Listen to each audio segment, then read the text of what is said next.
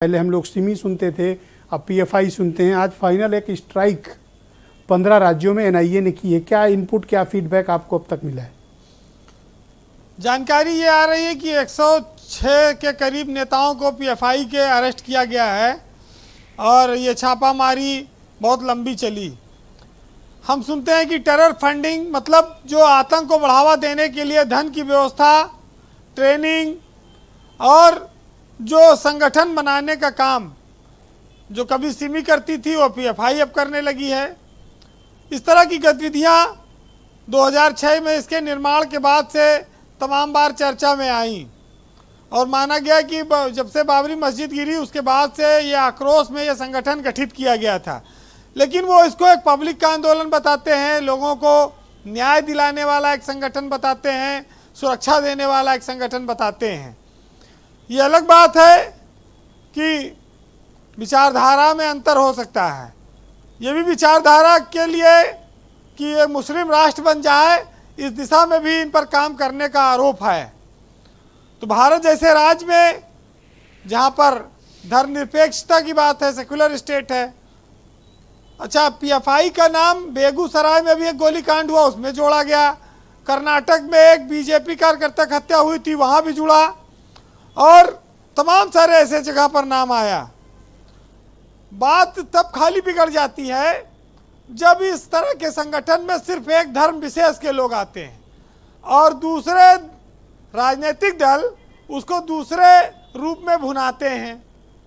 तो बस वहीं पर यह मामला इस देश में हिंदू और मुस्लिम में तब्दील हो जाता है। समस्या यह है कि हम आतंकवाद के हर आदमी विरोध करता है। आतंकवाद समाज विरोधी काम है।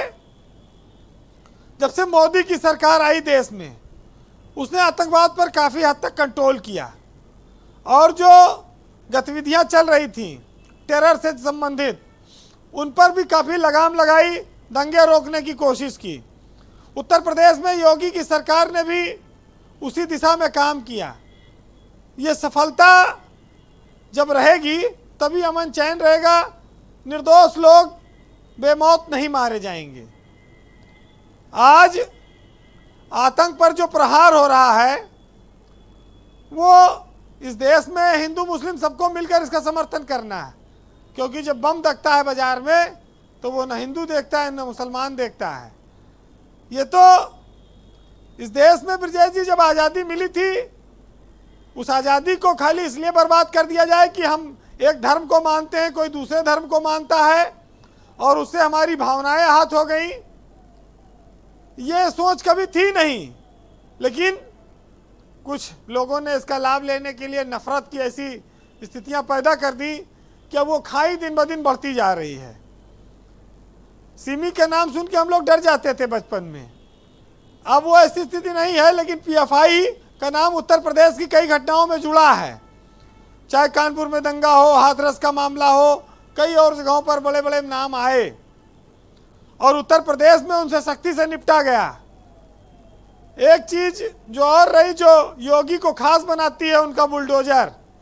जहां मामला उठा वहां बुलडोजर ने तोड़ ताड़ के बराबर किया। आतंकवाद को जड़ से कुचलने का यही एक सरल तरीका है और इसमें कोई बुराई नहीं है। लेकिन यहाँ पर सवाल तब आता है कि जब चुनाव नज़दीक हो, कहीं जब नगीचे चुनाव आवत है तो भात मांगो तो पुलाव आवत है।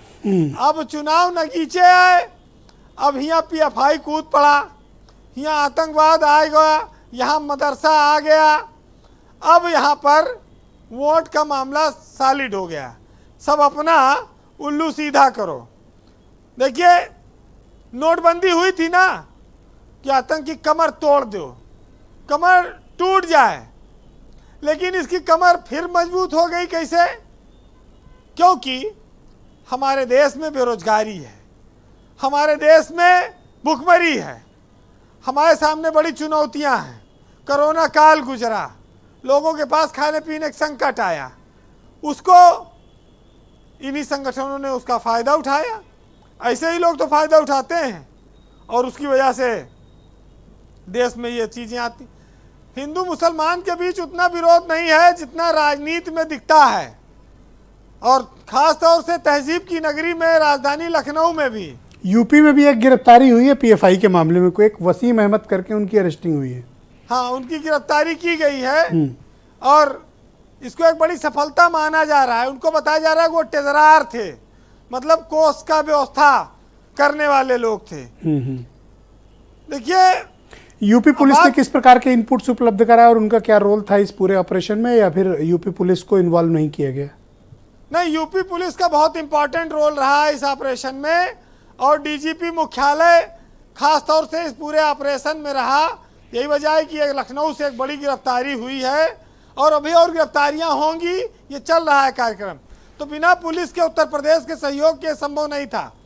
इसमें पुलिस ने गोपनीय ऑपरेशन चलाया, वो लगी रही। बात ब्रजेश जी ये है कि इस कार्रवाई का तो हिंदू मुस्लिम दोनों समर्थन करते हैं। आज मोहन भागवत जी गए भी थे, मौलानाओं से मिले, मस्जिद गए। हमारा कोई धर्म आपस में किसी को बैर तो सिखाता नहीं है। राजनीति,